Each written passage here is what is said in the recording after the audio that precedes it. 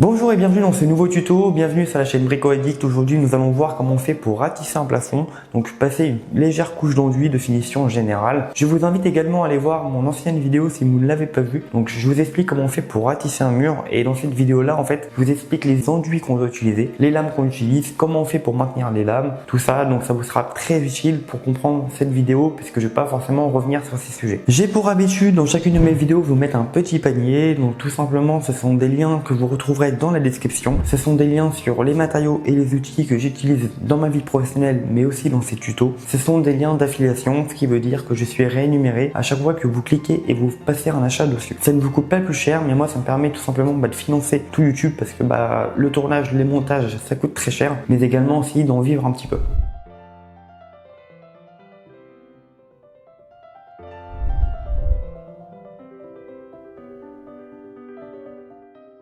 Un petit mot rapidement pour déterminer le sens de pose de l'enduit. Donc tout simplement on doit toujours enduire dans le sens de la lumière. Donc là par exemple on a une fenêtre, on est dans une chambre. Donc qui dit fenêtre dit apport de lumière. Donc l'apport de lumière se fait comme ça.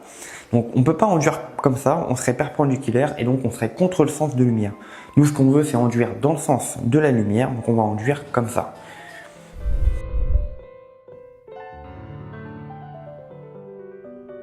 Petit rappel très rapide pour ceux qui n'ont pas été voir ma vidéo de comment on fait pour ratisser un mur. Donc là je suis beaucoup plus complet dans ces vidéos là, je vous invite vraiment à aller la voir. Donc on va faire un tout petit rappel très rapidement, mais ici on a une courbure au niveau de la lame, donc on a un sens de lame, on va utiliser la lame, le côté qui est le plus bombé contre le mur. Donc moi ici c'est là, donc je vais utiliser celui-là. Donc à partir de là maintenant on va venir commencer à ratisser. Donc là on est directement dans un angle, on va venir tout d'abord dégager l'angle. Un peu l'enduit, hop, on lisse sur la lame, on charge. On en met d'abord dans l'angle, hop. Là, on part un petit peu comme ça, hop, en circulaire. Et on vient après faire l'autre côté. Clic. Exactement pareil, en circulaire toujours. Hop. Ah, ici j'ai pas vu, j'ai un petit truc. Voilà, hop, donc on enlève. Ici j'avais un petit défaut, donc je l'ai retiré. Maintenant ce qu'on fait, c'est qu'on vient hop, le glisser sur la lame. Ici, on ne peut pas l'utiliser, on va venir juste le jeter parce que sinon on va polluer tout l'enduit. Voilà. Donc hop, on recharge. Donc voilà. Maintenant qu'on a chargé notre angle, on va venir le dégager et le ratisser. Donc la lame, 45 degrés. Vous verrez, c'est pas plus compliqué que de l'enduire un mur. Donc hop, 45 degrés toujours. Voilà, on démarre de l'extérieur de l'angle pour s'en approcher. Hop, voilà. Ici, j'ai pas été totalement à l'angle, je me suis arrêté à peu près 2-3 cm. Je vais maintenant faire le côté pareil, donc toujours en extérieur de l'angle. Hop. On ratisse, donc 45 degrés, on appuie un petit peu. Ici, j'ai une petite bosse, donc hop, on vient recharger. Hop, et on repose. On ratisse. Maintenant, j'arrive dans l'angle. Donc là, je vais venir carrément chercher l'angle. Hop, d'un côté, puis de l'autre.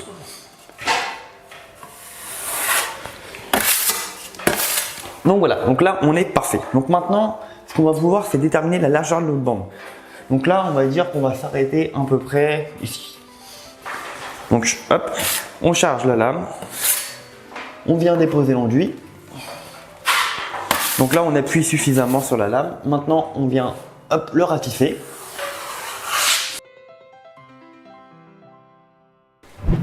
Ici, on va passer un tout petit peu derrière le volet roulant. Hop. Voilà. Surtout, on ne laisse pas d'épaisseur d'enduit derrière le volet roulant parce qu'après, c'est une galère à poncer. On passe quasiment pas. Donc après, on s'embête vraiment. Donc là, on va vraiment essayer d'enlever l'enduit le maximum possible. Hop, on ratisse au début. Ma lame, on va passer derrière le volet roulant. Hop, et là, on va venir récupérer. On n'hésite pas.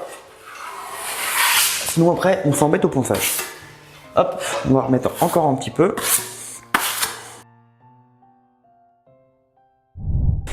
Maintenant, on va venir dégager l'angle qui est ici.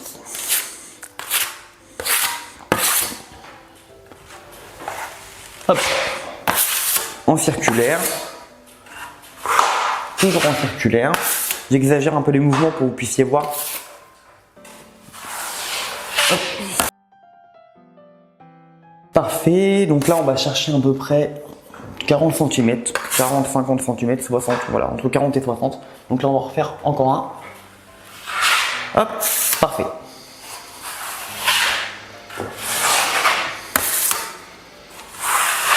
Voilà. Alors j'ai fait le cochon, j'ai mis un peu l'enduit sur le mur, donc on va l'enlever. Hop. Voilà. Maintenant quand on en est là, on se retrouve avec l'angle qui est fait, la largeur de la bande qui est déjà déterminée. Et maintenant ici on va venir remettre l'enduit. Donc là on va se déplacer et on va recharger la lame. Alors, me revoilà maintenant, donc là je suis quasiment collé au mur dans l'angle. Et là en fait on va toujours revenir vers l'enduit. Donc l'enduit c'est toujours comme ça. On pose et on revient vers l'enduit qu'on a déjà fait. Donc hop, on charge la lame. Je viens ici au niveau de l'enduit que j'ai fait. Hop. Et je retourne vers mon enduit. Donc là, à chaque fois que je vous dis qu'on pose et on ratisse, on peut se permettre de poser plusieurs fois et après ratisser. Donc, hop. Voilà. Maintenant que j'ai plus d'enduit sur la lame, je vais venir commencer à ratisser pour le récupérer.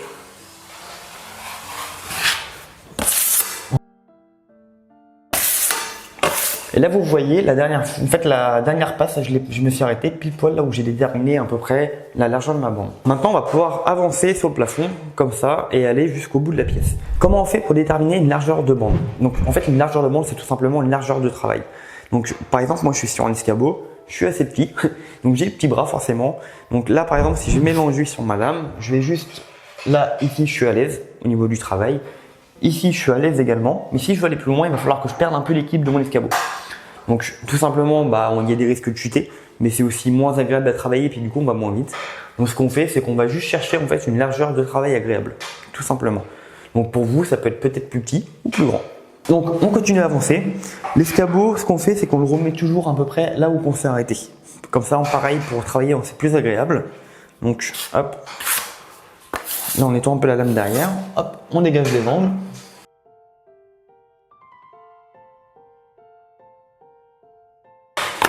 Et là, ce qu'on fait, c'est comme tout à l'heure, on vient tout simplement reprendre là où on s'est arrêté et on revient sur notre enduit.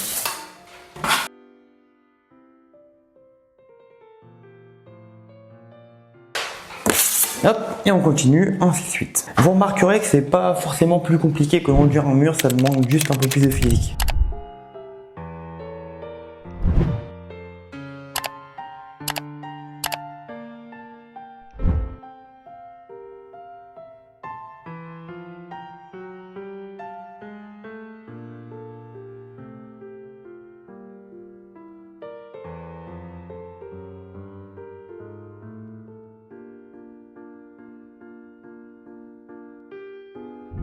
On a fini la première bande, donc là on était jusqu'au fond de la pièce, donc maintenant on revient sur du coup le début au niveau du volet roulant.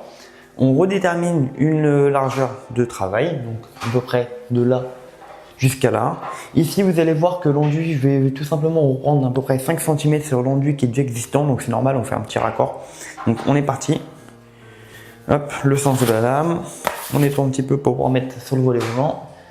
On vient légèrement derrière.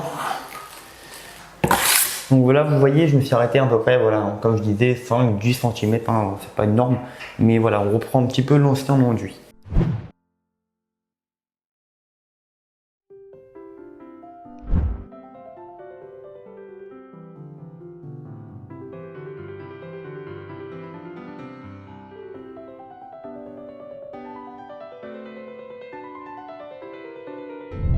Parfait. Ici, on a un petit plot. Donc un petit plot de lumière, donc une boîte d'encastrement. On va du coup devoir enduire autour.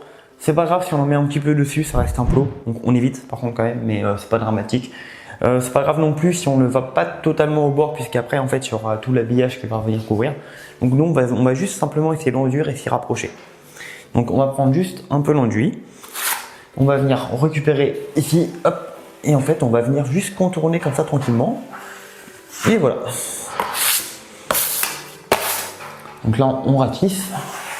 Pareil, on contourne tranquillement. Hop. Maintenant qu'on a fait un côté, on remet juste un tout petit peu d'enduit et on va venir faire plusieurs petits trou comme ça, hop, en 45, en circulaire, hop. Voilà, donc là on va venir ratisser ce qu'on a fait. Hop, on repart là-bas. Hop, on va venir ratisser.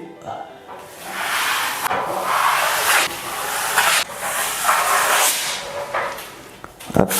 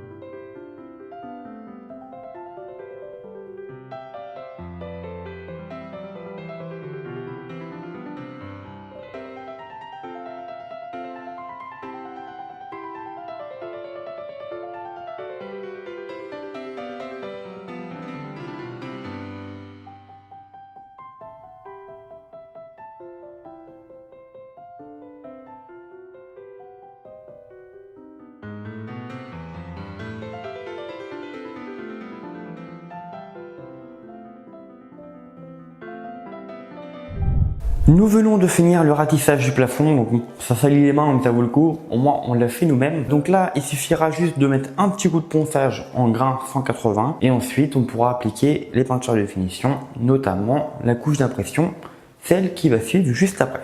C'est la fin de ce tuto, donc si vous êtes curieux n'hésitez pas à aller survoler mes autres vidéos sur l'enduit, donc ils sont sur cette chaîne. Je vous dis à très bientôt pour un prochain tuto.